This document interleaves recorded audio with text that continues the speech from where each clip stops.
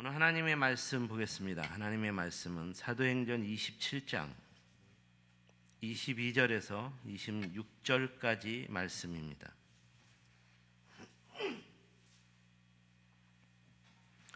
사도행전 27장 22절에서 26절까지 말씀입니다.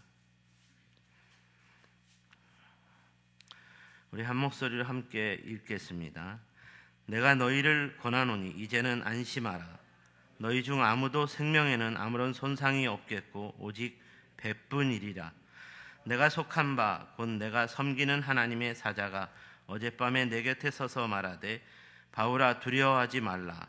내가 가이사 앞에 서야 하겠고 또 하나님께서 너와 함께 항해하는 자들을 다 내게 주셨다 하셨으니 그러므로 여러분이 안심하라. 나는 내게 말씀하신 그대로 되리라고 하나님을 믿노라. 그런즉 우리가 반드시 한 섬에 걸리리라 하더라. 아멘. 기업의 오너는 항상 기업을 대표하는 자로서의 책임감을 가져야 합니다. 내가 무너지면 이 기업에 속한 모든 사람들이 무너지게 된다는 것으로 인한 기업을 지켜내고자 하는 책임감을 가져야 한다는 말입니다.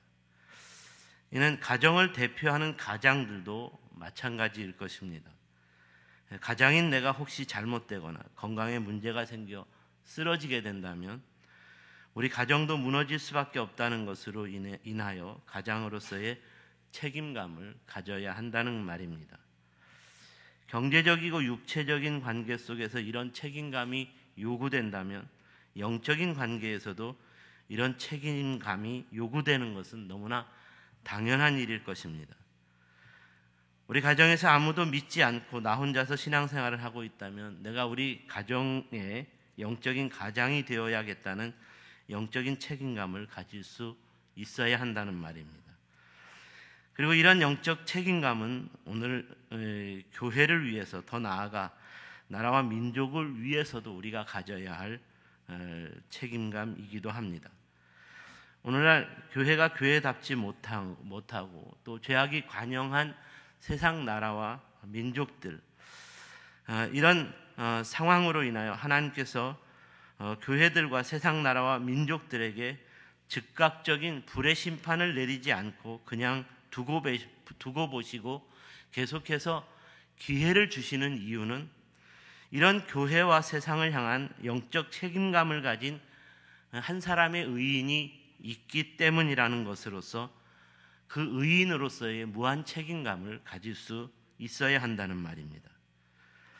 이런 차원에서 구약의 소돔과 고모라 성의 이야기는 악한 인간의 죄악에 대한 하나님의 심판을 주제로 삼고 있는 것이 아니었습니다. 마지막까지 하나님을 섬기지 않는 불의한 세상에 대하여 영적인 책임감을 가진 의인 한 사람이 어디에 있느냐는 것에 그 주제를 맞추고 있다는 것입니다. 그러므로 오늘은 우리 시대에서도 이런 영적인 책임감을 갖는 의인 한 사람이 필요하다라는 마음으로 오늘 설교 제목을 정해보았습니다. 오늘 본문의 바울이라는 사람이 바로 이런 영적인 책임감을 가진 의인이었다는 것을 도전하고 있습니다. 바울은 비록 죄수의 신분으로 호송을 당하게 되는 환난 가운데 있는 삶이었지만 온 세상 모든 사람들이 구원자이신 예수님을 믿음으로써 구원받은 하나님의 자녀가 되어야 한다는 하나님 나라의 역사를 위한 영적인 책임감을 가진 의인이었습니다. 이런 사명을 위해 바울이 로마로 항해하는 큰 배에 오르게 되었고 그 배가 큰 풍랑을 만나게 되었습니다. 당시에 바울과 함께 배에 승선한 사람들의 숫자는 276명입니다. 바울이 승선한 배는 알렉산드리아라는 이름을 가진 배였는데 당시에 이 배가 가장 큰 배였습니다. 하지만 아무리 큰 배였을지라도 유라굴로라고 하는 광풍 앞에서는 이 배는 풍전등화와 같은 신세였습니다. 성경은 이 배를 집어삼킬 만한 풍랑이 14일 동안 계속되었다고 증거하고 있습니다. 그럼에도 멈추지 않는 풍랑과 함께 이리저리 휩쓸려 다니는 배로 인하여 바울을 포함한 276명의 사람들 전원은 살 수 있는 소망을 포기하는 지경에 이르게 되었습니다. 그래서 오늘 본문의 20절을 보시면 구원의 여망이 사라졌다고 증거하고 있습니다. 그런데 이 배 안에는 매우 강한 영적인 책임감을 가진 한 사람의 의인이 타고 있었습니다. 그가 바로 바울이었습니다. 그러므로 바울은 죽음의 절망과 낙심에 빠진 사람들을 향해 일어나 희망의 말씀을 선포합니다. 22절에서 내가 너희를 권하노니 이제는 안심하라. 너희 중 아무도 생명에는 아무런 손상이 없겠고 오직 배뿐이리라. 사랑하는 여러분, 사도 바울이 죽음의 그림자로 가득한 절망적인 상황 속에서 이렇게 희망의 말을 전할 수 있었다는 것은 그가 영적인 책임감을 가진 의인이었기 때문에 가능한 것이었습니다. 그러므로 오늘날의 성도들도 모두가 살 소망이 없다고 말하는 절망뿐인 세상 속에서 바울처럼 아닙니다. 우리 모두는 살 수 있습니다. 우리 중에 아무도 죽지 않을 것입니다. 이렇게 살 소망을 불어넣을 수 있는 영적인 책임감을 갖는 한 사람의 의인으로서 살아갈 수 있어야 하겠습니다. 그렇다면 우리가 어떻게 하면 이런 의인으로 살 수 있을까요? 오늘은 이에 대하여 본문을 중심으로 두 가지 교훈을 함께 묵상해 보고자 합니다. 첫 번째로 환난 중에도 말씀하시는 하나님의 음성을 들어야 합니다. 이에 대하여 오늘 본문 23절과 24절 말씀을 보시면 좋겠습니다.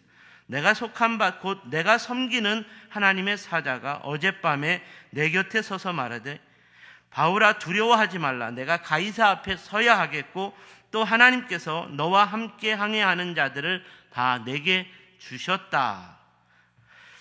이 말씀은 풍랑 중에 있는 바울에게 하나님께서 천사를 통해 찾아오셨고 말씀하시는 하나님의 음성을 들을 수 있게 되었다라는 말입니다. 그렇다면 바울에게 말씀하신 하나님의 음성은 구체적으로 어떤 내용이었나요? 오늘 본문 24절을 보면 24절을 보면 세 가지로 이에 대해서 소개하고 있는데 첫 번째로는 바울아 두려워하지 말라는 음성이었습니다. 지금 바울은 풍랑으로 인해 죽음의 위협에 처한 상황이었기 때문에 죽음에 대한 두려움으로 가득했을 것입니다.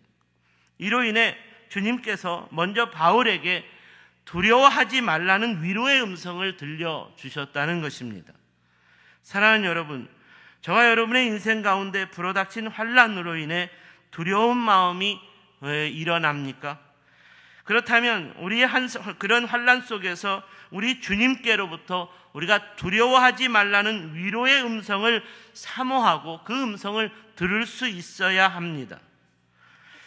또 두 번째로 바울이 듣게 된 하나님의 음성은 반드시 로마에 가게 될 것이라는 바울의 사역 비전에 대한 확신이었습니다. 내가 반드시 가이사 앞에 서게 될 것이다. 이 말씀은 바울은 반드시 로마에 가서 이루어야 할 사역 비전이 있었기 때문에 지금 바울에게 일어나고 있는 이 풍랑으로 인해 죽지 않을 것이라는 확신의 말씀이었습니다.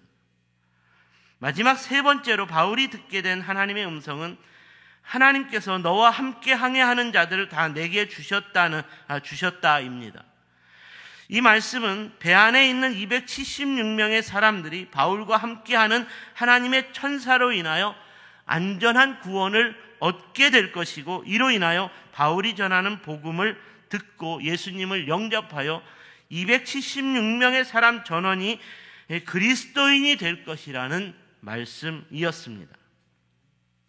사랑하는 여러분, 바울이 하나님께로부터 이런 위로의 음성을 들었다고 해서 바울이 하나님께서 약속하신 사역 비전을 다시 확인했다고 해서 바울이 276명의 사람들에 대한 안전과 구원을 하나님께로부터 약속받았다고 해서 바울이 타고 있던 배를 위협하던 풍랑이 잠잠해진 것은 아니었습니다. 여전히 풍랑은 계속되고 있었습니다. 풍랑으로 떠밀려가는 배가 어디로 가는지도 전혀 알지 못했습니다. 하지만 바울은 이전처럼 풍랑으로 인해 죽을 것을 두려워하지 않게 되었다는 말입니다. 계속되는 풍랑으로 떠밀려가고 있는 배 안에서도 전혀 두려워하지 않았다는 말입니다. 왜냐하면 바울은 하나님께서 위로해 주시는 음성을 듣게 되었고 반드시 로마에 가야 할 사역 비전을 가지고 있었기 때문에 하나님께서 안전하게 지켜주시고 인도해 주실 것이라는 확신이 있었기 때문에 전혀 두려워하지 않게 되었다는 말입니다. 그러므로 여전히 계속되는 풍랑 속에서도 전혀 두려워하지 않는 바울 한 사람으로 인해 배 안에 있던 모든 사람들도 조금씩 그 죽음의 두려움으로부터 벗어나기 시작했습니다.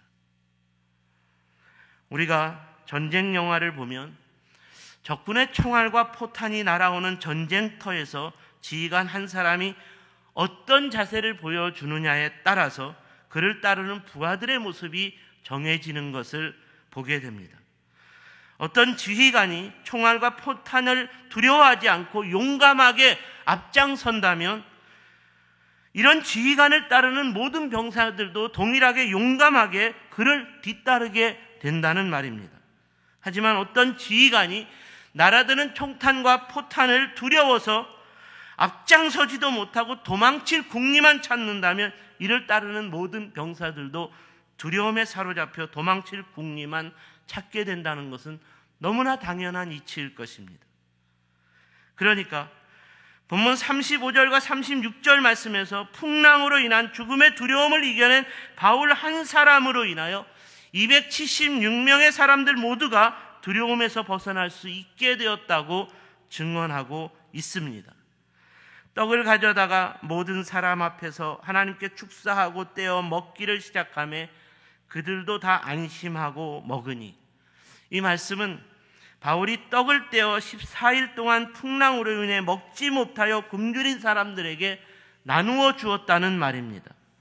그런데 이 말씀에서 보여지고 있는 사람들의 모습은 너무나 평온하다는 것입니다. 조금 전에 풍랑으로 인한 죽음의 공포와 두려움에 사로잡혀 있던 모습은 전혀 찾아볼 수 없습니다. 그러니까 이 말씀이 주고 있는 교훈은 풍랑이 일어나는 배 안에 있던 모든 사람들도 죽음의 두려움을 이긴 바울처럼 모든 두려움의 공포에서 벗어날 수 있게 되었다는 말입니다. 바로 이렇게 의인의 삶이라면 항상 환난 중에서도 말씀하시는 하나님의 음성을 먼저 들을 수 있어야 합니다. 환난이 멈추지 않는다 하더라도 항상 말씀하시는 하나님의 위로의 음성을 듣기를 사모할 수 있어야 합니다. 하지만 악인의 삶이라면 환난 중에 말씀하시는 하나님의 음성을 전혀 듣지 못합니다. 환난으로 인해 하나님을 원망하고 불평하며 불신하고 대적하기 때문입니다. 조금의 환난을 당하면 하나님을 원망하고 하나님을 불신하며 떠나는 것, 이런 것이라면 환난 중에 말씀하신 하나님의 음성을 듣지 않았고 하나님을 대적하도록 유혹하는 사단의 음성에 사로잡혔기 때문일 것입니다. 구약에서 다윗의 삶은 사울 왕에게 미움을 받아 일평생 환난이 끊이지 않는 삶이었습니다. 이렇게 환난이 끊이지 않았던 다윗의 삶이었지만 시편을 통해 소개되는 다윗의 고백들은 항상 하나님의 위로하심과 하나님의 약속하심과 하나님의 구원하심을 고백하는 음성이 가득하다는 것이었습니다. 그리고 또한 다윗의 삶은 환난 중에 자기 죄에 대하여 책망하고 저주하시는 하나님의 음성도 듣기를 사모했고 이로 인하여 죄를 속히 깨닫게 되었고 회개하여 돌이키는 삶을 살게 되었습니다. 그러므로 참된 의인의 삶이라면 언제나 어디서나 어떤 상황에서도 하나님의 위로하심과 약속하심과 구원하심과 그리고 책망하기까지 하시는 음성이라도 듣기를 사모해야 합니다. 바라기는 환난 중에 말씀하시는 하나님의 음성을 듣고 또 들음으로써 환난 중에도 우리와 동행하시는 하나님 안에서 환난이 주는 두려움을 능히 이겨낸 바울처럼, 그리고 다윗처럼, 그리고 우리 믿음의 선조들처럼 우리들도 환난 가운데에서도 하나님의 위로의 음성을 들음으로 말미암아, 하나님 약속의 음성을 들음으로 말미암아 하나님 우리를 구원하여 주실 것이라는 그 음성을 들음으로 말미암아 믿음으로 승리할 수 있는 한 사람의 의인의 삶을 살아가는 저와 여러분이 될 수 있기를 주님의 이름으로 축원합니다. 두 번째로, 하나님께서 말씀하신 그대로 되리라는 믿음이 있어야 합니다. 하나님께서 말씀하신 그대로 되리라는 믿음이 있어야 한다. 이에 대한 오늘 본문 25절 말씀에서 교훈을 찾을 수 있겠습니다. 여러분이 안심하라. 나는 내게 말씀하신 그대로 되리라고 하나님을 믿노라. 이 말씀이 주는 도전은 오늘날 교회 공동체 가운데에서도 바울처럼 참된 믿음의 본을 보여주는 영적인 리더가 반드시 필요하다는 말입니다. 알렉산드리아 배에 타고 있던 사람들이 풍랑이 주는 죽음의 두려움을 이기는 평온과 안정을 되찾을 수 있게 된 것은 바울의 이 믿음 때문이었습니다. 하나님께서 말씀하신 대로 그대로 되리라는 바울의 절대적 믿음이 있었기 때문이라는 말입니다.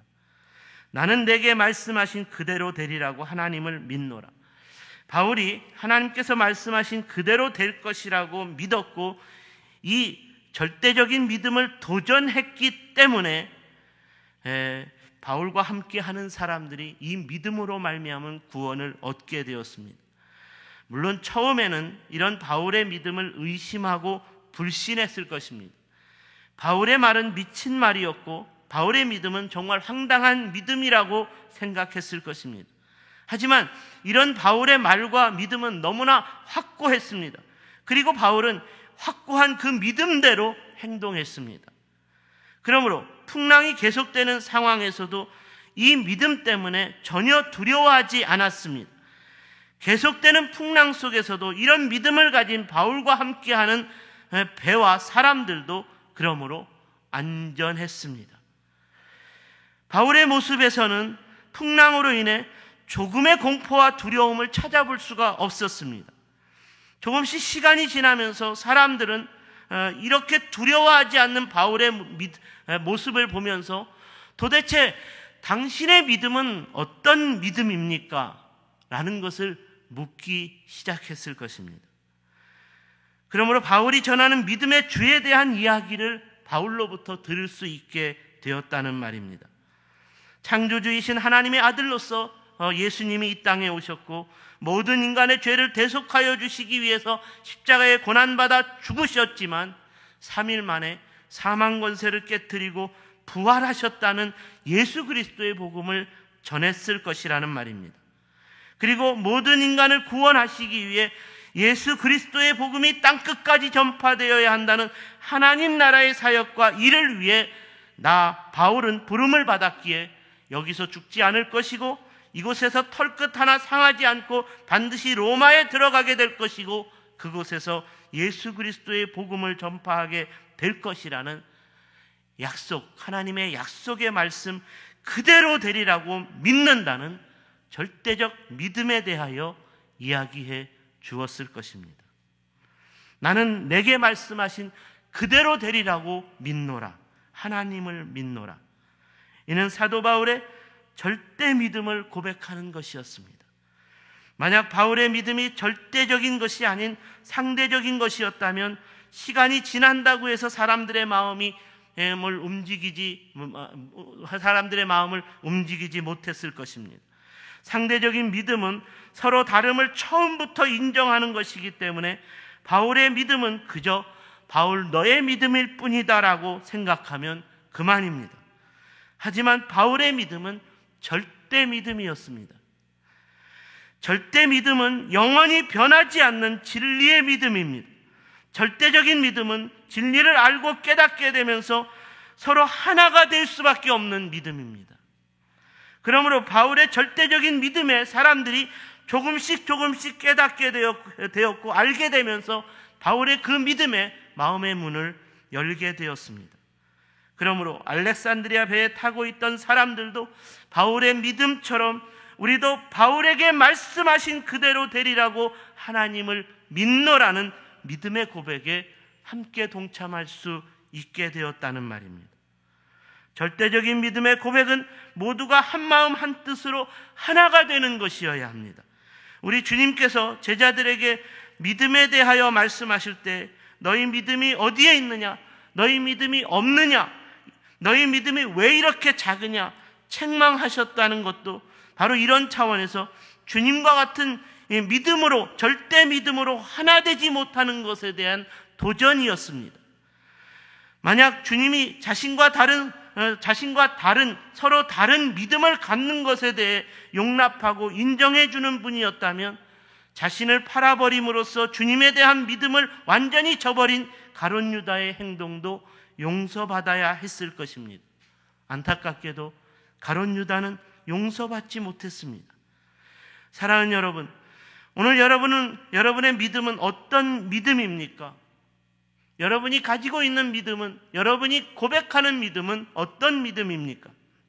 바울처럼 나는 내게 말씀하신 그대로 되리라고 하나님을 믿노라 고백하는 절대 믿음의 고백입니까?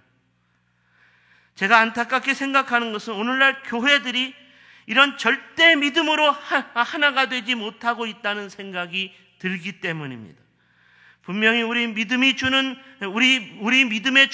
한 분 예수님이신데 그 예수님 안에서 서로 다른 믿음이 있을 수 있고 서로 다른 믿음의 가치가 있을 수 있기 때문에 이를 인정해 줄 수 있어야 한다고 말합니다. 그러므로 동성애 문제와 간통과 낙태와 같은 문제들 앞에서 서로 다른 믿음과 그에 따른 가치를 주장한다라는 것입니다. 이런 문제들에 대하여 시대가 흘렀는데 과거의 절대적 믿음과 이를 따르는 가치를 주장하는 것은 구시대적인 신앙이라고 말합니다. 이는 대단히 잘못된 믿음의 진보입니다. 사랑하는 여러분, 속지 마십시오. 예수 믿음은 절대적인 믿음으로서 과거와 현재와 미래나 영원토록 동일한 것이어야 합니다. 시대가 변했으니까 예수 믿음도 변해야 한다고요. 21세기를 살아가고 있으니까 예수 믿음과 그 가치도 달라져야 한다고요. 그래서 예수 이름으로 하나 될 수 없는 다른 믿음과 다른 가치를 말할 수 있어야 하고 그것을 받아들여야 하는 것이라면 이는 믿음이 변질된 것입니다. 상대적 믿음에 속해버린 것입니다. 우리 주님께 속한 절대 믿음이 아니라는 말입니다. 형제들아, 너희는 함께 나를 본받으라. 이 말은 바울이 고린도 교회를 향해서 믿음에 대해 도전한 것입니다. 너희가 나와 같은 믿음이 되기를 원한다. 절대 믿음, 오직 주님 안에서의 믿음으로 하나 되기를 원한다는 말입니다.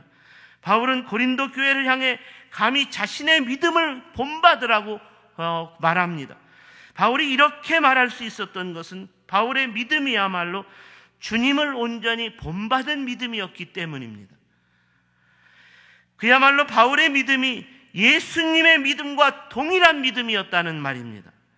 그러므로 지난 2000년 기독교 역사는 주님과 동일한 믿음을 본받은 역사라고 말할 수 있겠습니다. 2000년 기독교 역사에서 주님과의 동일한 믿음에서 벗어난 때는 타락한 교회 시대였다고 말할 수 있다는 것입니다. 다시 한번 분명히 말씀드립니다. 교회는 오직 예수님의 믿음 안에서 하나가 되어야 합니다. 복음에는 하나님의 의가 나타나서 믿음으로 믿음에 이르게 하나니 기록된 바 오직 의인은 믿음으로 말미암아 살리라. 복음에는 하나님의 의가 나타나서 믿음으로 믿음에 이른다고 했습니다. 믿음으로 믿음에 이른다는 이 말은 절대로 변질되지 않는 절대 믿음의 역사를 끝까지 계승하는 것으로 계속되어야 한다는 믿음의 역사를 증거하고 있는 것입니다. 그리고 오직 의인은 믿음으로 말미암아 산다는 말씀에서도 의인은 서로 다른 믿음을 인정하는 것이 아닌 동일한 믿음으로 살아야 한다는 것입니다. 동일한 믿음으로 하나가 되어야 한다는 절대 믿음을 도전하고 있는 것입니다. 그러므로 창세기의 아브라함부터 시작된 절대 믿음의 역사가 오늘날의 교회 시대에 이르기까지 변질되지 않고 하나가 되는 동일한 믿음으로 계승되었을 때 성령 하나님께서 그 믿음의 사람들 가운데 강하게 운행하여 주셨고 이로 인한 강력한 믿음의 역사와 부흥이 일어나게 되었다는 것을 믿으시기 바랍니다. 나는 내게 말씀하신 그대로 되리라고 하나님을 믿노라. 이는 바울이 절대적인 믿음을 고백하고 있는 것입니다. 하나님께 대한 절대적 믿음을 고백하고 있는 것입니다. 그러므로 이렇게 바울의 절대적인 믿음에 동참하게 된 모든 사람들마다 구원을 얻는 부흥이 일어나게 되었습니다. 그렇다면 이렇게 절대적인 믿음의 본을 보여주는 한 사람으로 일어나게 되는 절대적인 믿음의 부흥의 역사가 오늘날 우리 시대 교회를 통해서도 계속될 수 있어야 하지 않을까요? 오늘날에도 절대적인 믿음을 가진 한 사람의 의인이 그러므로 꼭 필요합니다. 절대 믿음을 가진 한 사람 바울과 하나가 됨으로써 일어난 부흥의 역사처럼 오늘날에도 절대적인 믿음으로 하나가 되는 것으로 성령 하나님께서 강력하게 일하시는 교회의 부흥의 역사가 저와 여러분의 속한 교회를 통해서 계속 일어날 수 있게 되기를 주님의 이름으로 축원합니다. 기도하겠습니다.